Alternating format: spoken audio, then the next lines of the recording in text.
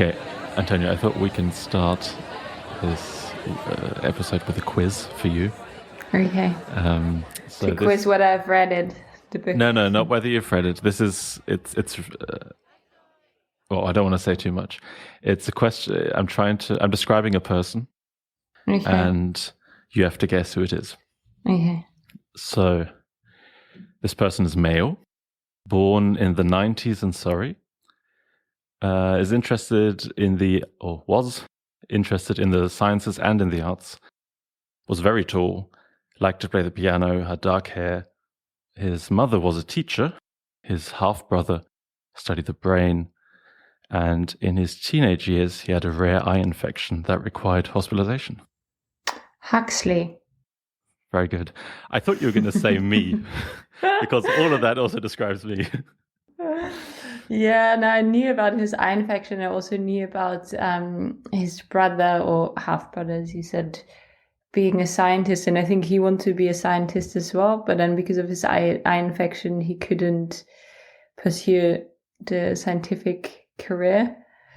That's all the facts I know. So you gave some important. Damn it! I was trying to set you up because all of those are also true for me.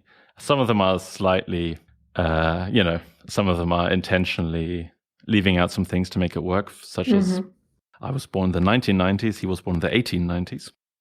Oh yeah, that kind of thing. Also, my eye infection. Was basically I had to go to hospital for 2 days to get some stuff checked, and then I could basically get away with not doing any work for school for 4 weeks, despite having pretty normal vision. That sounds good. Whereas Huxley was borderline blind at some point and had it was a constant factor in his life. Also, his brother or half-brother won the Nobel Prize for some of his studies in neuroscience. And my brother studied cognitive neuropsychology, so it's pretty similar. You should have asked me the quiz in a different context. It's just too easy. Yeah, I know. Or you're too smart. I don't know. One of the two.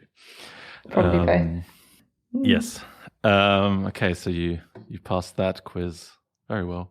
But no, I actually looked up. So I knew that he was born close to where I was born. So he was born in Godalming. And I looked it up. That is actually 16 miles from where I was born and 4.5 miles from where I grew up. So it seems like we could have, walked there in like 1 to 2 hours. So I didn't actually realize it was that close. But the similarities then end pretty quickly there. I thought I could maybe trick you with this one, but I guess not. No. I guess you're too educated about literally what we're going to talk about for an hour now. Maybe I should also say at the beginning, this isn't a huge difference, but there is a slight difference between what we're doing now and what we did in the kind of book club series. So in the book club series, we read 100 pages or so a week and then discussed that part and then continued throughout the book. Whereas here, this is more a one-off general discussion about the book. I think it's still probably best to have read the book first, but I don't know. Yeah, spoiler alert. Yeah, I mean, we'll see. I'm not entirely sure how much we're gonna say about the plot and that kind of stuff, but yeah. By the way, Antonia, so I realize, I never introduce my guests in the podcast, but that's because people listen to the episodes because of the guests, right? My interviews are all about the guests, but then I realized in the book club that's not really the case, and I never introduced you in the Dostoyevsky book discussion. That's fine. Also, definitely don't introduce me as anybody who knows or somebody who knows anything about literature. I'm just. Well, I wanted to say I did bring you in as my literary expert on early 20th century English literature. Not or early quite. to mid 20th century. I'd rather introduce myself as somebody who's interested and has an opinion, but nothing more. Okay. Interested opinions without education to back it up? Yeah. Opinionated interest without half-educated guesses. That's good. I mean, this might be the book, though, that you're most qualified to talk about, though, because at least Brave New World involves a lot of the psychology that was around in the 1930s. So I guess at least like, if we've heard of Pavlov and Skinner and these people outside of this book, and had at least 5 minutes in a lecture about this. Yeah. Okay, so you passed my first question, so I'm going to make a second quiz. Okay. God damn it, if you get this one right too. So, who died on the same day that Huxley died? There are actually, there are many people who died that day, but 2 people actually who are famous. I have no idea. The first is C.S. Lewis, Chronicles of Narnia and that kind of stuff. Yeah. But both of those deaths were kind of underreported, and not that, despite both of the authors being famous, it was not the big news of the day, because on that same day, a certain man called Kennedy was assassinated. All right. Okay. Interesting. Yeah. I'm sure there must be some conspiracy theory or something around that date. There is a Kennedy-Lincoln conspiracy theory, because because Lincoln was assassinated in the Kennedy Theater or something like that, and Kennedy was assassinated in a Lincoln car or something like that. And I once saw a YouTube video on this. It's very important.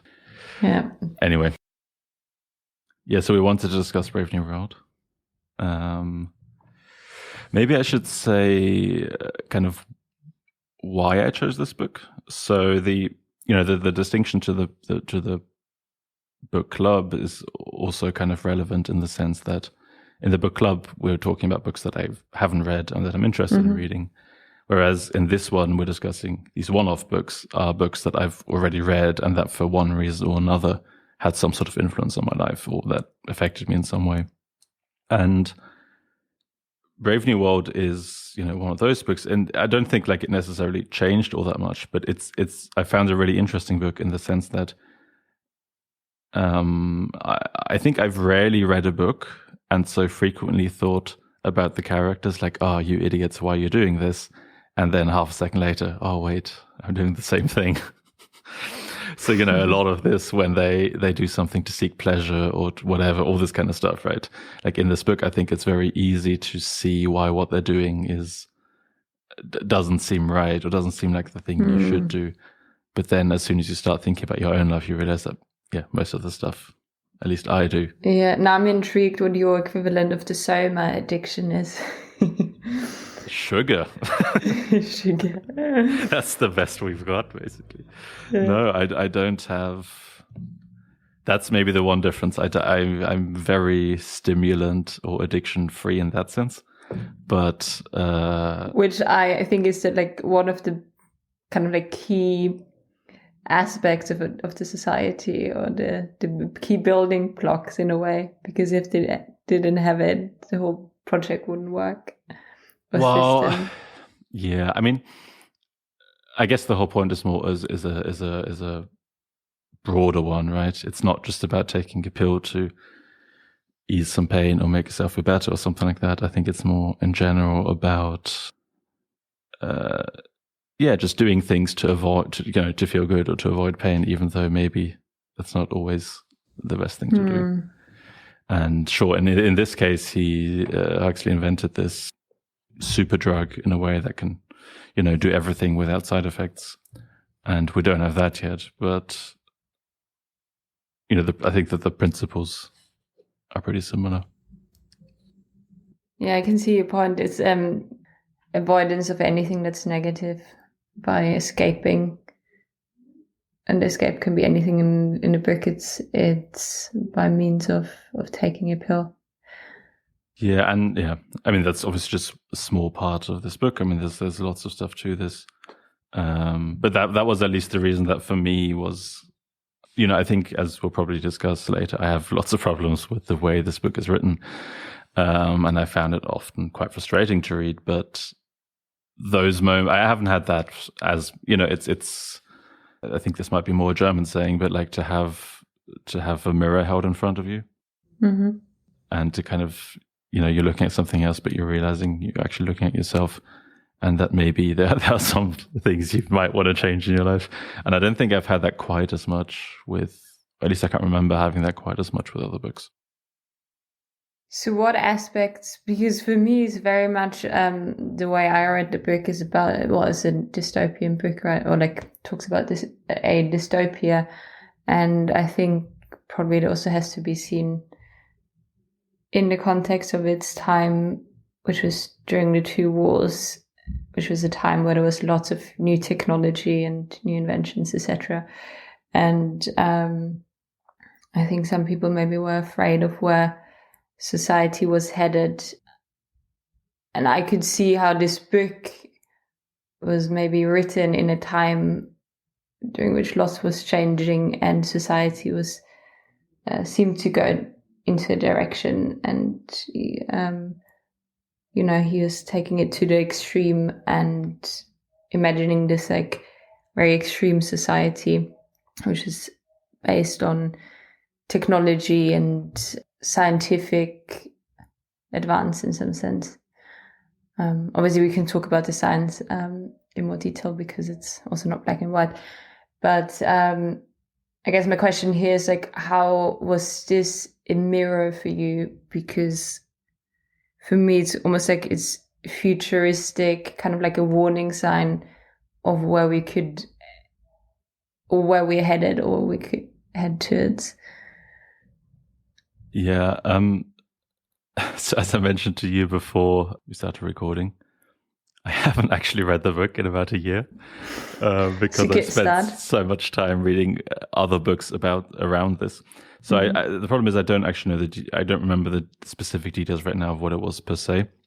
But I think it was more the kind of general feeling I just described of realizing that you're just trying to, often you're trying to make yourself feel good rather than, you know, it's yeah, I can't remember the precise details right now, but there was this sense just sometimes of the people, of the characters in the book trying to, I mean, I guess not so much the main character, who rebels against this whole system, but more the others who go along with it and say like, oh, look, all this technology is great, I'm feeling good, and all this kind of stuff.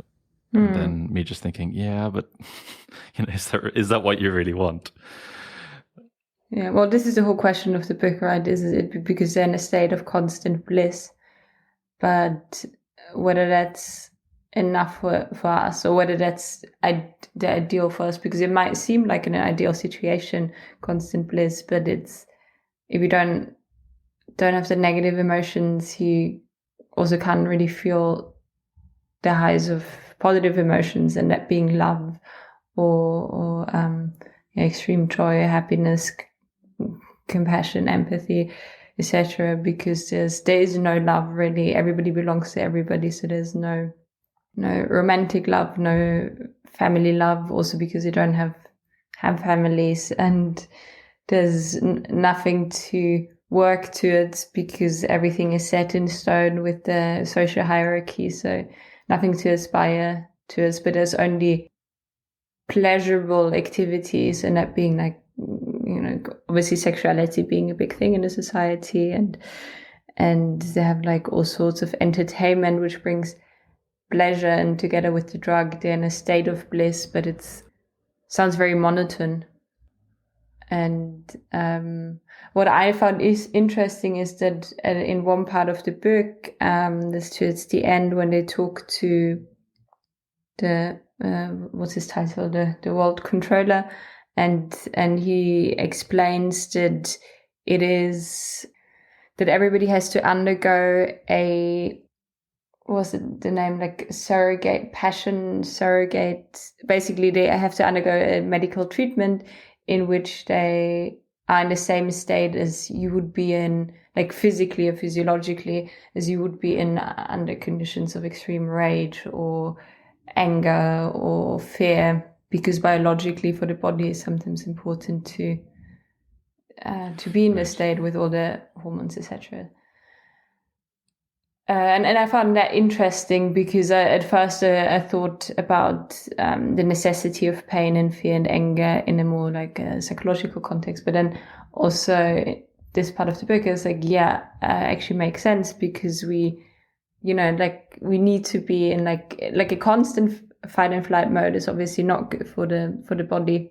But sometimes for the heart rate to go up and certain hormones to be levels of hormones to be increased, that makes sense that is important for our body. Yeah. Don't really have a point with this, but I found it interesting to think about it from that angle as well. But I guess, this is maybe kind of, that does relate to what I meant, in that, that is kind of what we're trying to do, right? We're trying to feel good all the time. And then we realize, though, like, for example, that's why people do lots of sports and exercise, because that is almost a way of changing your physiology in that sense, but without actually feeling rage or any of those things, right? So that, of course, it's different, because exercise then is difficult. And then, so, it's not like there where you can just kind of be brought into it. You have to do it yourself. And so that's uncomfortable, but it's in a way still a sense or a way of creating those kind of physiological reactions without actually experiencing necessarily the negative emotions. Yeah. So there are all these things where you go like, why do we do all the things we do? And most of it is just to feel good, either in the short term or in the long term. Right? If you do it in the long term, then you're almost wise, but it's still kind of the same thing, right? But the reason why we, in our society, why we seeking to feel good is because we know what it means not to feel good. We've all been in pain, we've all been angry, we've all been hurt and in fear, etc. So we have very good reason for avoiding it.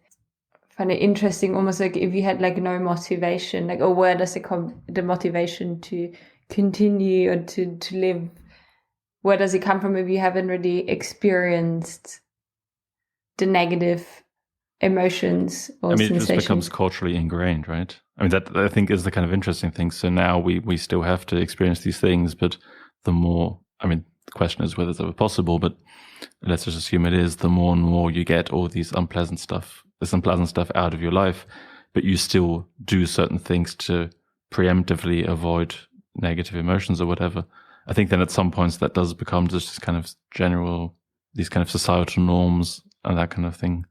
And then through that way, you can maybe reinforce that, to do those things, to still avoid feeling bad, but without having experienced it.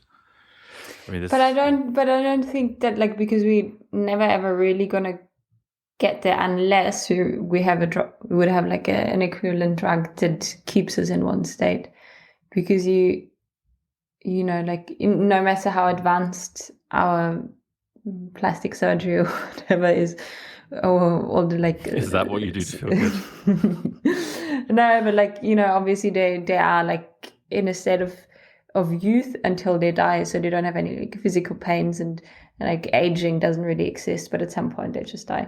And maybe from like a physical perspective, I could see that our society, we're getting better at, like we're keeping younger for longer, probably. Like we have better screening methods, we have better medicine and drugs and all sorts of treatments that I can see, but there's still jealousy, there's still, goals or aims, and therefore also disappointment, because there's still competition, there's still rivalry, and the reason why they don't have it is because there's a system and structure in place so that you're born an alpha, you're a leader, you have a great job, you're at the top. If you're born an F, then you are a laborer, and you're conditioned in a way that you're right with this and you don't want to ever be at the top. So there's A is the social structure, and B is, I think, is the drug, because I was thinking about this whole aspect of nobody having relationships and nobody having intimate relationships, and everybody belonging to everybody sleeping with everybody. And then I was like, well, this is like, why wouldn't people feel jealousy? Because it's ingrained in our biological system. This is how we evolved, that we feel jealousy, and it makes sense evolutionary, right? That you wouldn't want your partner necessarily. I'm obviously not speaking for everybody, but in general, like, people often feel this, that they don't want their partner to have sexual intercourse with somebody else. And I came to the conclusion the only reason, like, obviously parts can be the conditioning, but if it's such an innate and automatic response, that in my eyes can only really be inhibited by a drug which just prevents you from feeling negative emotions, and you're just happy anyway, no matter, like, no matter what. Yeah. I mean, I don't know. It's interesting, or it's difficult to say how people would feel differently about these things if the entire culture was set up completely differently, right?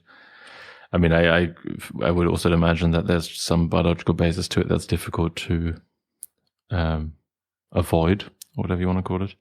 But yeah, I think it is interesting. Like, if you take the entire culture around the expectation of monogamy and these things, if you just take all of that away, I wonder, how much of that is still left. But sure. But yeah, I guess if you take a drug, then that probably should do it. Yeah. And I think, so therefore I'm just like, I don't see the book as for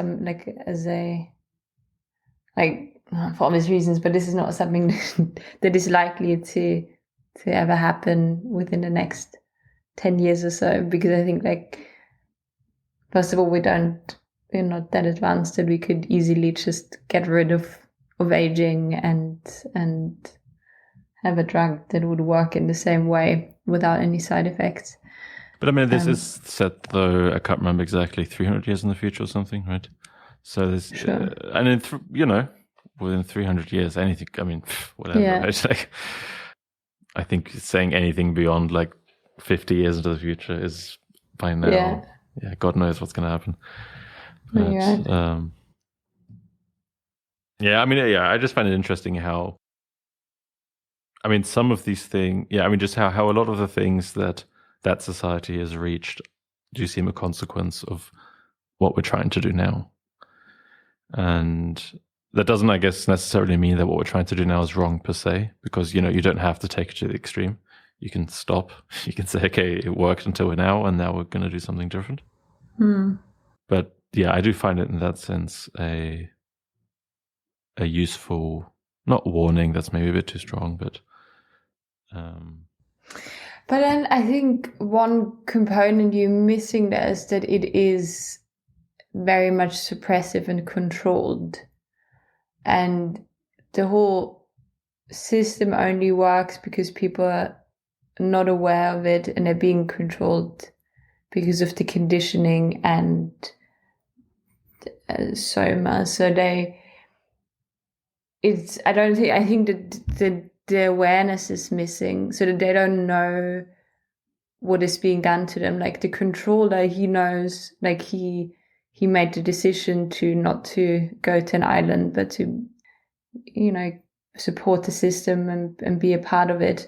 But he's very much aware of it, and he's kind of like, he's got all the forbidden books and science and literature, whatever, that nobody's allowed to read. He's aware of this, but the rest of the population isn't.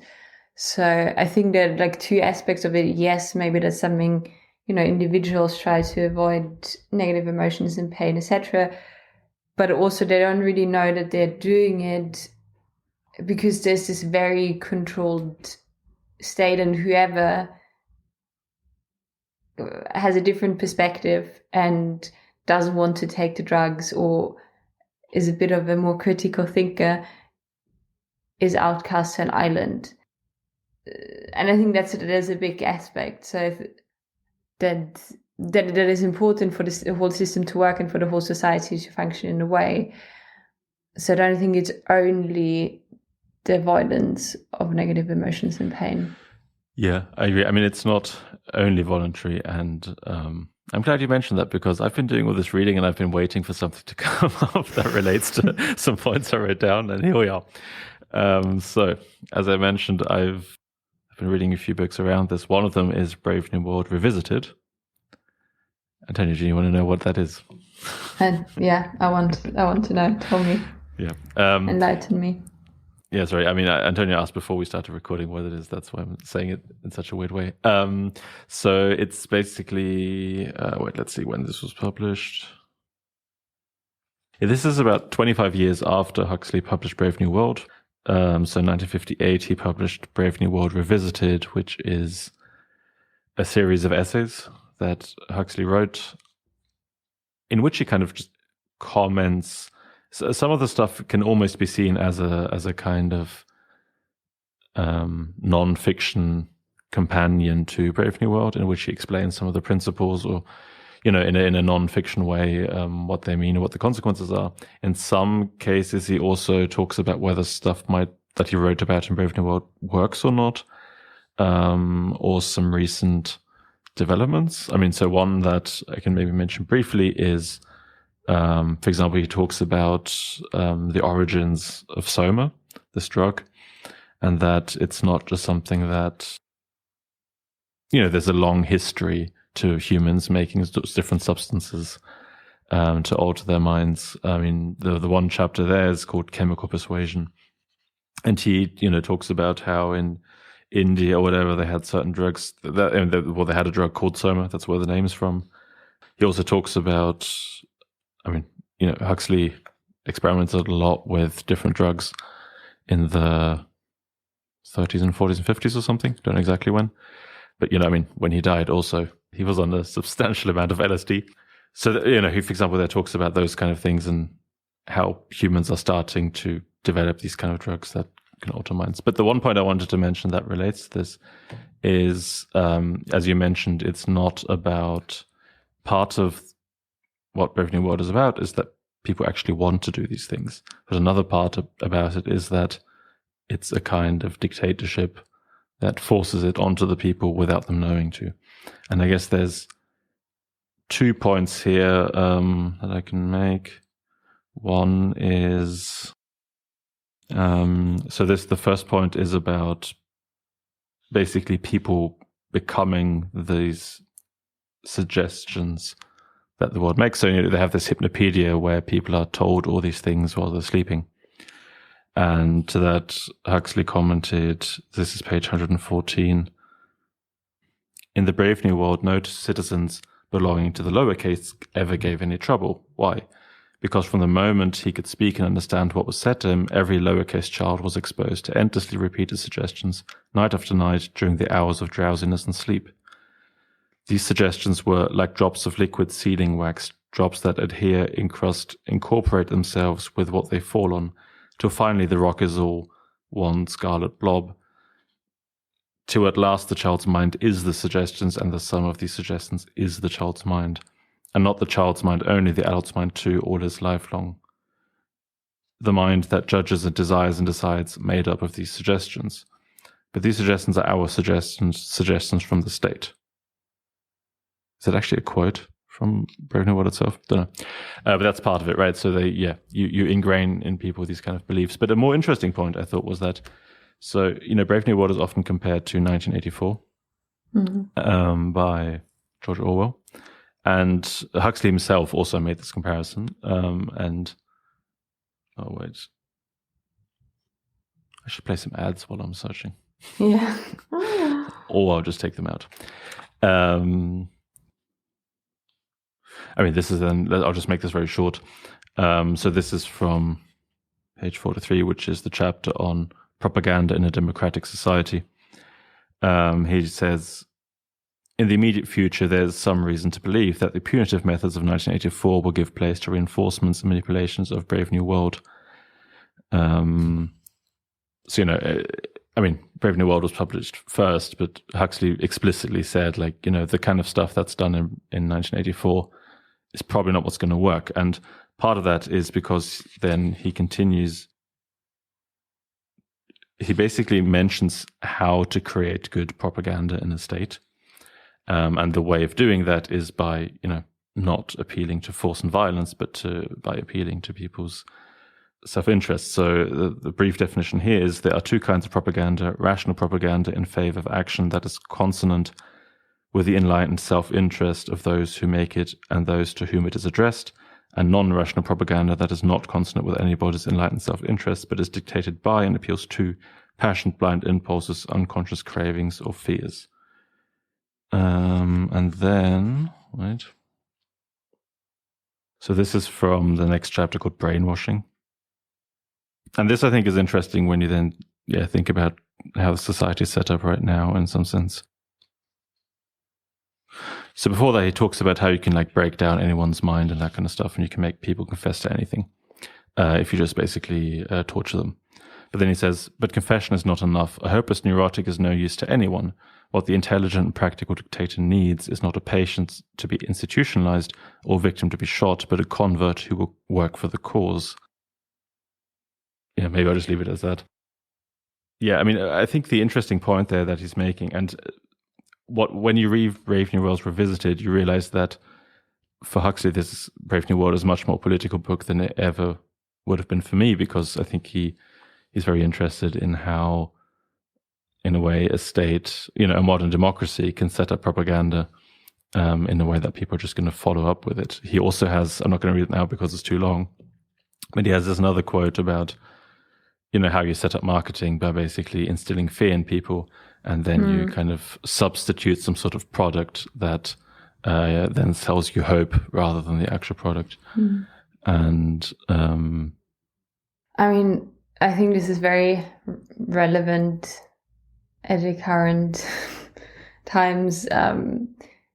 Propaganda. I mean, I see it. I think at the moment during all of COVID pandemic, it's very interesting to me to compare different countries or states, how they deal with it, and how a successful vaccination program, or successful quotation marks, you can who measures, everybody measures success differently, but how this in some countries is used as propaganda to support political parties, and there's very much the aspect of fear and then hope and rescue, which is I think used very cleverly, and also because I think for over the past 2 years, the public has been controlled by the state, so much is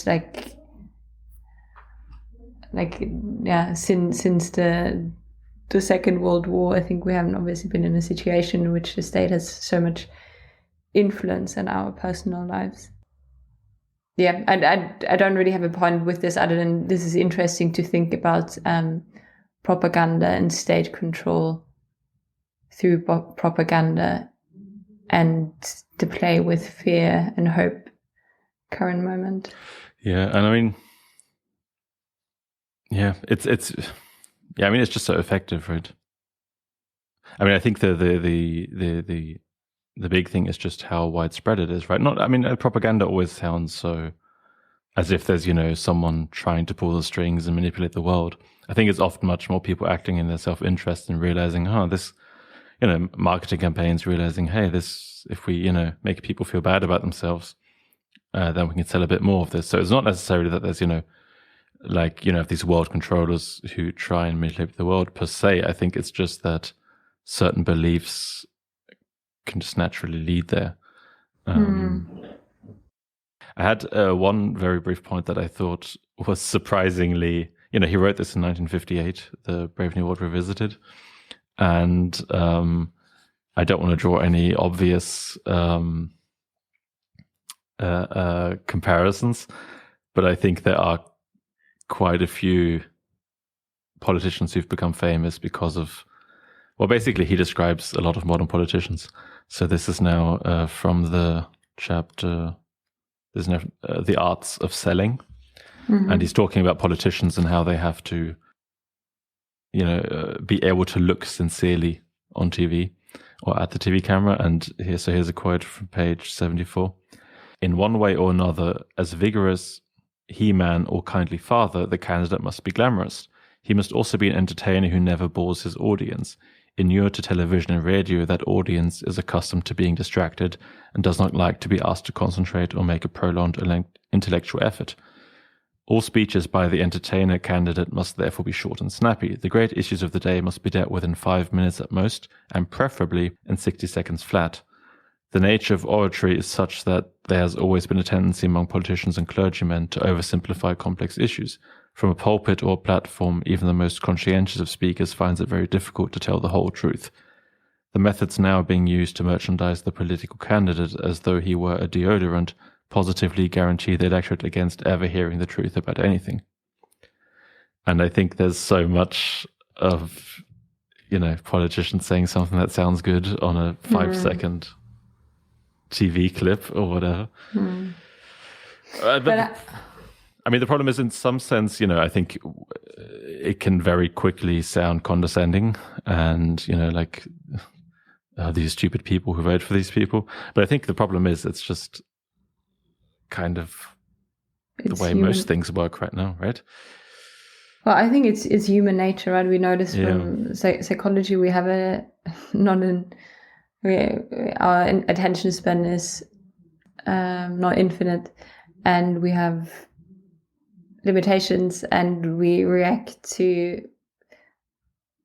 simple messages differently to very complex ones, and we find it hard to listen to somebody for 20 minutes straight.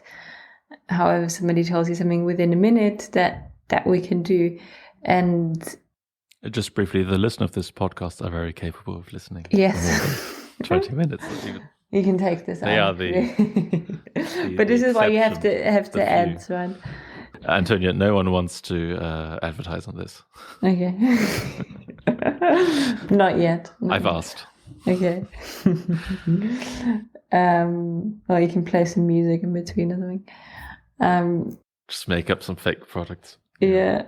No, but I guess my point here was just, this is, yes, it's like, it would be great if the politicians who have very complex discussions on points over an hour would be more successful than the ones who give you a simplified answer to a very complex problem, and by doing it they're not really answering it. But unfortunately we are humans, and this is how we work. And also, I mean, I think it's just getting worse, right? Not just because there's so much information now that, even we can maybe set politics aside for a second. Because there it's very obvious, lots of people don't care that much or don't want to put lots of effort into something they have to basically do or whatever, right? So even if you just set that aside for a moment, even in something like science, right? I mean, occasionally there are studies done on how much scientists actually read of the articles they cite. And often they've read the title or the abstract at most. In a shockingly large amount of cases, right? So that people don't even read like what the actual experiment was, but they just say like, they found this thing and just cite it. I think that's just a natural consequence of this complete information overload, right? You don't have much time for anything because there's so much coming at you. So whoever can say the strongest message, the loudest, is going to be heard. And so like, what chance do we even have in something like politics when there's all these different candidates, and you often have local candidates, and then you have a countrywide candidate, and you have to look into all these different parties, and it happens like, for me it's ridiculous. Because I'm moving, I've seemed to have been moving around in Germany, so that I've been basically had to vote like every year for the last 5 years. At like major elections. It's just stupid. But you don't have like, who's going to put the time and effort into it, right? You just watch a 10-minute clip of each candidate and then go, okay, that one seemed like they knew what they were doing. Yeah. So almost like I'm thinking, what's the way around this, and probably just only through realizing that this is how one works to go against your intuition or like your automatic way of going about things, and to realize, okay, I'd like to only give 10 minutes to it, but I'm gonna do a bit of work and gonna sit here for an hour and look at different sources. Probably that's the only way really to... Yeah, but I mean, even that's not really a way, right? Because you have, I mean, this is not like something I make a big point about, but I don't really care for politics as a kind of general interest. And I don't read up that much about it. And part of the reason is that I say, like, there's only so much you can do in a day. And if I now also spend lots of time doing all this political stuff, then something else has to give. And so I don't know, right? Because it's easy to say, like, okay, everyone should, read all the manifestos of the parties and inform themselves. But,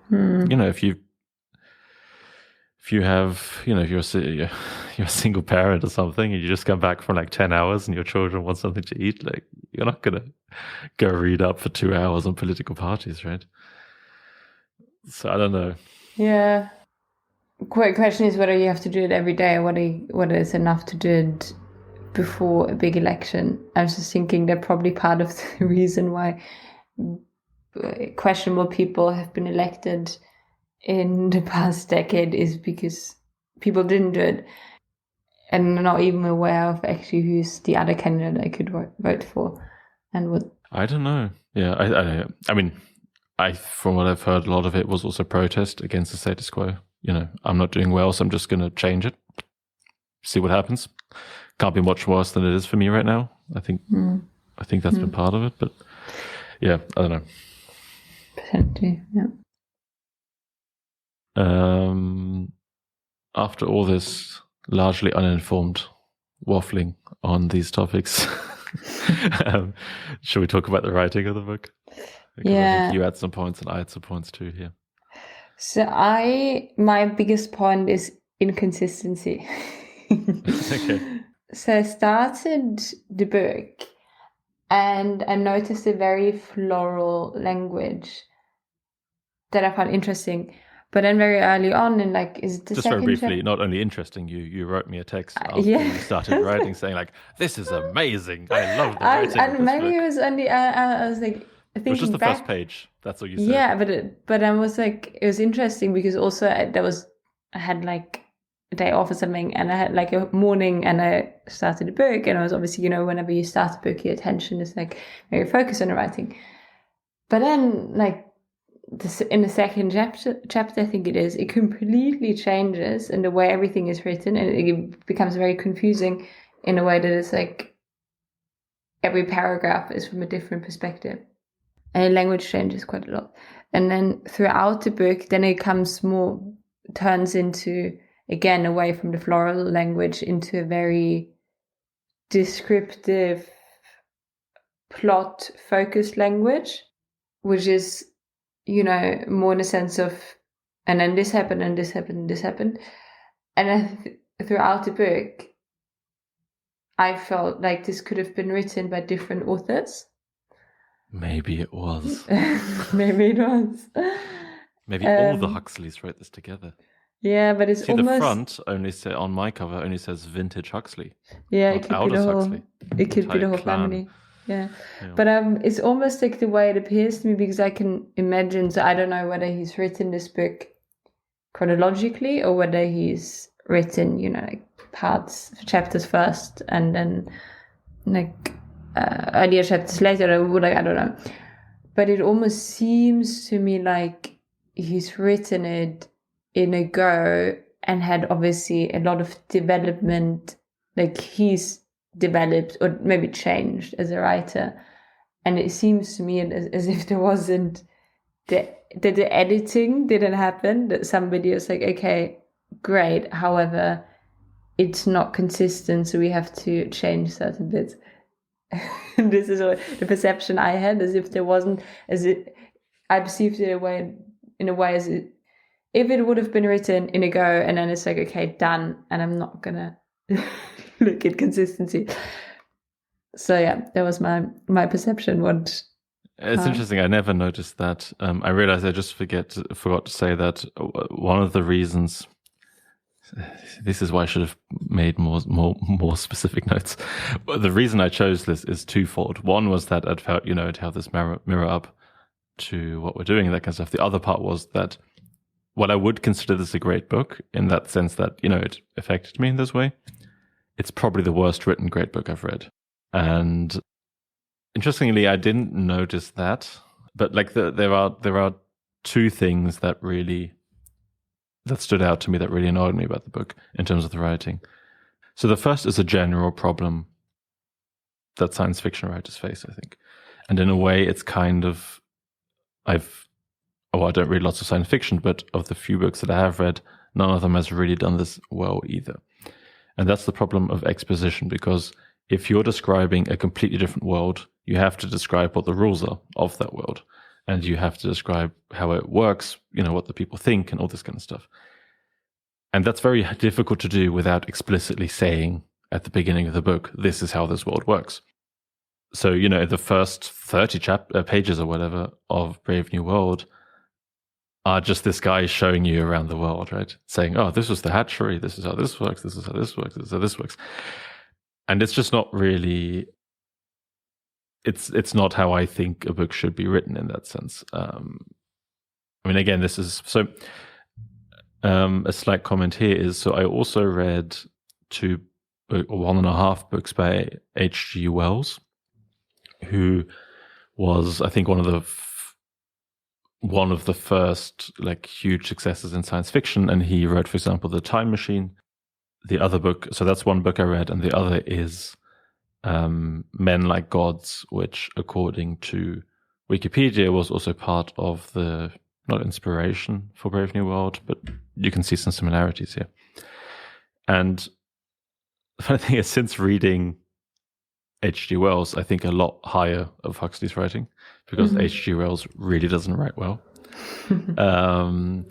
And so he has this kind of, it's also, H.G. Wells wrote those books, let's say, roughly turn of the century, so still a bit before Huxley, but he has this like really old school narration kind of style almost, where so the way he solves this problem of exposition is that he takes a person from our current world, or the current world of his time, and puts them into this new world, so that person, so you can see all the differences and you learn how the world works through the eyes of that person.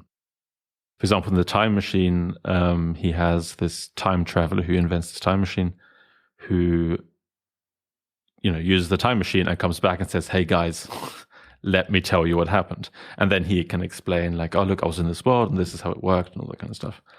And somewhat similarly in Men Like Gods, there's this random guy who basically, I think he has a car crash or something. Him and something really random. Anyway, there's a car crash or something, and then suddenly him and some other people are in this new world now, where they're like, where are we? What's going on? And then the beginning is this discussion of them and the people from this other world talking to each other and going like, how do you people work? How do we work, right? So compared to that, you can almost say that Huxley is very modern in the way that he writes his books. But I find it difficult to read these kind of books where so much is told to you about how the world works. Interestingly, though, there is in the beginning in the foreword of Brave New World Revisited, they mention that Huxley wanted the novel to be a perfect blend of novel and essay. And in that sense, you can see how Brave New World kind of applies by that ideal. It's just, I don't think a novel should include essays. Yeah, that's part of it. So that's one half. The other half is that, so this is something I've seen Huxley do in other stories also, or in one in particular. So Huxley has this really, at least I think, annoying way of writing something really well, making a point subtly, and then telling you that he made the point in the immediate sentence afterwards. So in Brave New World in particular, he makes this point about the conditioning of people with a hypnopedia. So he, as we discussed earlier, you have these people who are just constantly being told, or like, they sleep and they constantly hear these tapes, and their minds basically become, or the contents of those tapes becomes their minds. And I think in particular where this happens is with Lenina. Yeah. She has this moments where she says something and you realize that sounds familiar, like I've heard this before. And then you realize, like, oh, that's something that they heard from the tapes. She's basically just repeating the propaganda that's being told to her. And you have this, at least I had this, and I had this a few times, this moment of going, oh, this is really good. Like, this is really good writing. You're realizing that the characters are just becoming this propaganda. But then Huxley will, in the next sentence, say, she said, as she was conditioned to think, or something like that. Like he'll make this amazing point and then tell you that he made this amazing point in the sentence afterwards. Like someone telling you a joke and then explaining why the joke is funny. And that knows me so much because, sorry, just last point here. I randomly once bought this book at a train station called 50 Great Short Stories, which at least in Europe is pretty common to see in the English-speaking section of train stations. And it has like lots of different English-speaking short stories. And one of them is by Huxley called The Gioconda Smile. Same thing. He does the same thing there again, where he makes a subtle point, and then in the next sentence he tells you that he just made a subtle point. And, oh God, I hate that so much. Yeah. So I don't really want to speak that negatively about books, in particular because I think this book has some value. But I find it interesting that in this case, you have this juxtaposition of Huxley, who to me seems to be a very good thinker, but not a great writer. And that's kind of an interesting combination. Yeah. Yeah, I can definitely see your point. I realized this as well, especially with Lenina. I think at times also it feels, and this is maybe moving away a bit from the writing style, but more into the plot, like I wasn't convinced by everything, and sometimes it felt to me a bit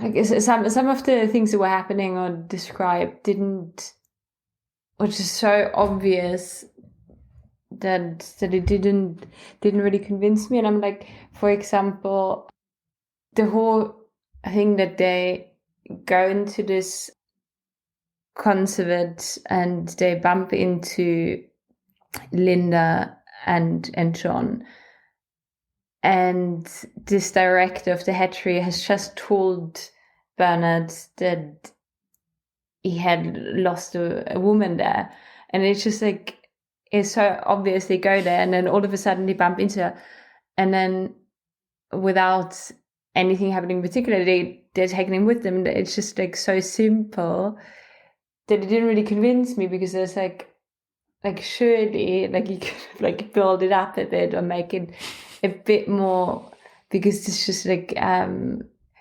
it wasn't really like cleverly written or cleverly presented to me. It was too simple. And then also, without any questions asked, they come back with them to civilization, and then the whole love story, not love story, between John and Lenina is like all of a sudden it happened, and it was like they hadn't really like talked to each other, like I don't know, but it was again very simple, like not very elaborate, not very detailed, not very clever in any way, which didn't convince me. And then John himself being like in this new world, but he's not also, he didn't seem to be surprised by anything. I mean, he was uncomfortable. He didn't like the civilized world for sure, but it was almost like assumed, because his mother had told him about this brave new world, that he wasn't surprised by anything that was going on there. And I'm just like, even if I was told that you could fly around in like taxis from here to there within seconds, and there's like multi-sensory cinemas, etc., I would still be surprised and a bit overwhelmed if I ended up in this world. So I think they're a couple of times in the book where it's like, this is like, it's a shame because I'm liking the whole book and I think it's interesting, good points, but some parts of it didn't come across to me as clever and were too simple, which, I kind of like where I lost the illusion a bit, like sometimes when you read, you're in this kind of like really immersed illusion, but parts of it, I just fell out of it a bit. Did you have a similar feeling at all? Just a brief comment is, a book doesn't have to be clever in that sense, right? Or complicated. I think many of the best books are very simple books, but and this kind of all relates to somehow when I read this, when I read Brave New World and realized, or also when I read the Gioconda Smile and realized that Huxley keeps explaining his own jokes, it really seemed like he just lacks confidence as a writer. Because, if you have a very simple story, it takes a lot of courage to write a simple story and publish that, because you feel like you have to make it complicated, you have to make it, clever and all these things. And I wonder whether he just lacks that sometimes because of the explaining his jokes and putting all the science into it. And But like, I don't know, like when you say it doesn't have to be complicated, obviously it still needs to be, the reader needs to be able to follow. But let's take the example of them straight away bumping into Linda and John and, oh surprise, this is the woman the director it has to lost. be believable, Yeah, for me it wasn't believable, but that's obviously my subjective perception of this scene, and I feel it doesn't need to be so complicated that you spend 300 pages on them finding Linda or bumping into Linda and John, but it just was so quick and so simple that no, I mean, I think from the few books by Huxley I've read, I often had this thought of, in principle it's interesting, but it's not well written, it's not well put together, which is a real shame, because I think he was, in a lot of what he wrote, 50, 80 years ago came true, or is even more the case now, right? And it's almost a shame that he just wasn't able to put that into a proper story or that kind of thing. And I mean, I don't want to, so without trying to rip too much into Huxley as a writer, so I read the biography of his, right, by Nicholas Murray, Aldous Huxley, an English intellectual. And one comment I found interesting is that, I'm going to make a smaller side now just because I read this, and it's going to damn well go into this podcast because somehow all the effort I put into this isn't going into this. So I'm at least going to put this one into it now. But it's about Aldous Huxley, the poet, because his first books were books of poetry. So this is just a funny little story about his first collection of poetry. So it's a quote from page 77. In September, Huxley's first book was published. Quote, I was amused by the Times review of me, pleasantly offensive, end quote, he told his father, when the first review of The Burning Wheel, the name of the book, appeared. The slim 51-page book had been published by Basil Blackwell in the series Adventurers All, which the jacket described as, quote, a series of young poets unknown to fame, end quote. Huxley's fellow poets in this series, Frank Betts, Sherrod Vines, and S. Reed Heinemann, were destined to continue to enjoy that status, perhaps because Blackwell's sales pitch was rather unimpassioned. Quote, the object of this series is to remove from the work of young poets the reproach of insolvency, end quote, the common preface began. A publisher's advertisement in the book quoted the Observer to the effect that, quote, the get-up of this series is very attractive. Type, paper, and the shape of the pages are all good, and the poems are printed with a nice regard for margins.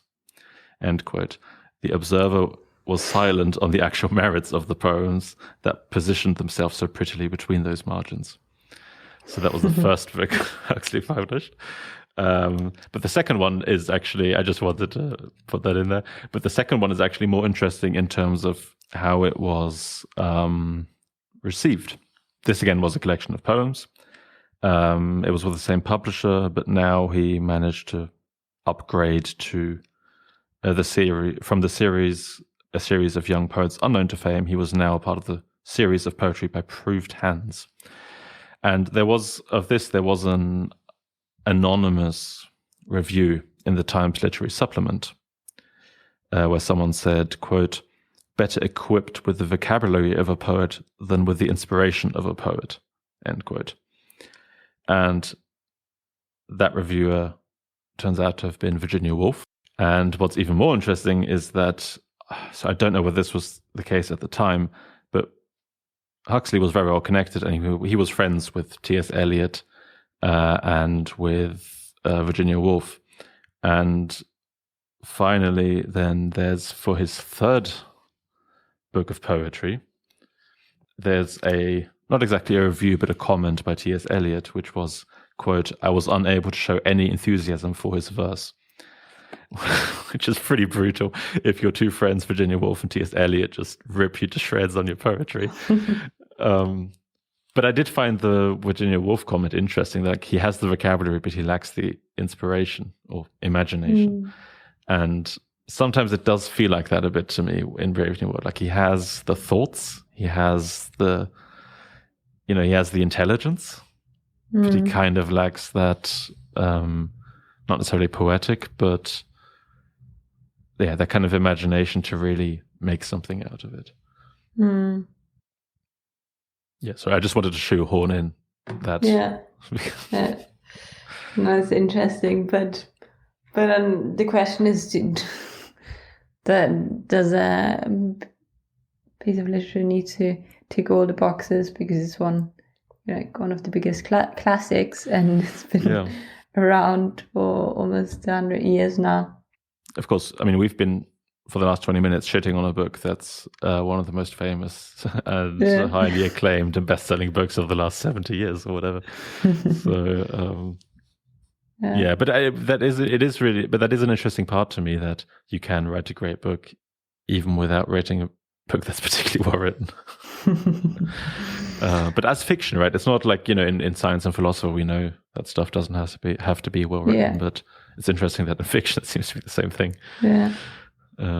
Although probably the exception rather than the norm.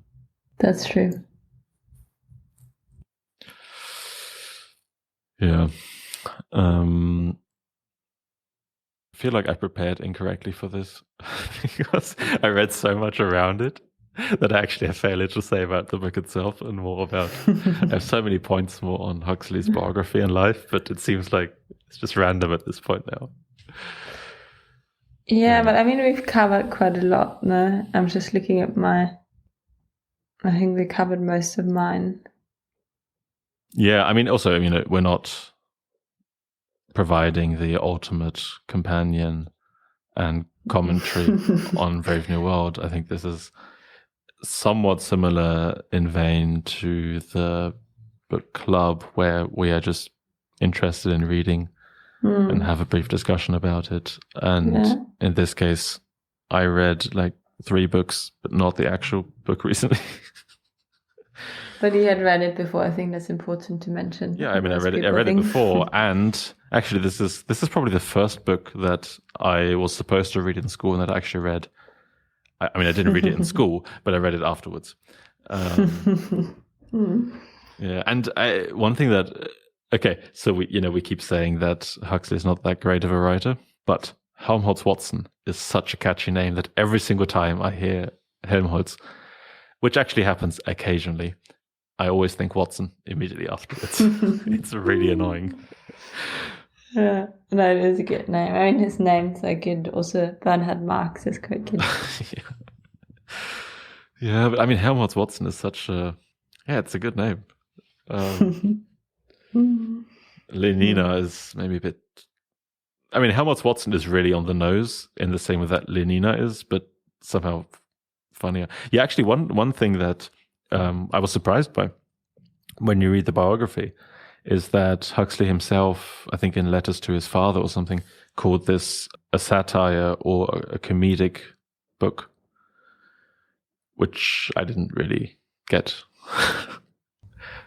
I mean, if you think about it like this, then all of the points that I made that it's unbelievable and too simple kind of like disappear, because as soon as you think about it in a comic sense, or but it's not like a slapstick comedy, right? I mean, it's not that either. Sure. Yeah. I mean, I don't think he's making fun of, I don't think it's a satire of or a parody of the genre. I think he does develop it further. As I said, if you reach H.G. Wells, you very much have this kind of, let me tell you the story about this crazy place where I went, and then someone just tells them everything. It's so in that sense, Huxley is quite advanced, and I think he did advance the genre. But yeah, still, I didn't realize this was comedic. And I mean, I missed that one. I mean, to be fair, this was maybe more from when he started writing it. Maybe that changed, but yeah, this is also what I meant. Like the voice and the writing style changes throughout the book, I feel. Maybe more towards. Although I also didn't really find it comedic at the beginning. So yeah. Yeah, I don't know. Okay, maybe the last point is that when just talking about the sci-fi genre, it was interesting to me how a lot of the general message, some of it, of What's in Brave New World is also in H.G. Wells's book, which I found kind of interesting. For example, in The Time Machine, which is ostensibly a quite different book. Or, I mean, not, yeah, I mean, it's kind of different. He talks about, or maybe I'll just quote the thing. So the quote goes from The Time Machine.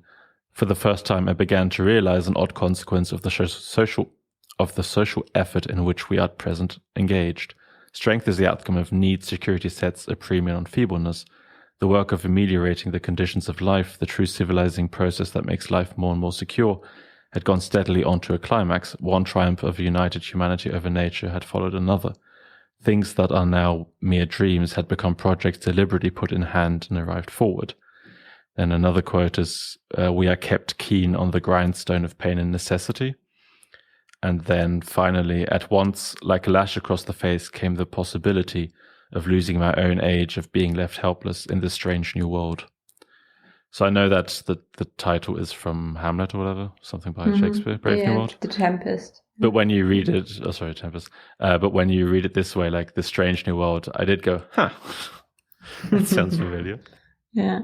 But funnily, weirdly enough, and this really surprised me, apparently H.G. Wells really hated the book, so he didn't like Brave New World at all. Even though it seems like they were talking about a lot of similar things, that you kind of need this struggle. You can't just, you can't just live in bliss all the time. I don't know. Do you have any more wisdom to share? And I think I've shared all of my wisdom. That was all of it? Okay. Unfortunately, I'm sorry to be disappointing. It's fine. I mean, you can, collect some more. And then whenever we do another book, you can just dispel with all of that. Yeah, we'll do that.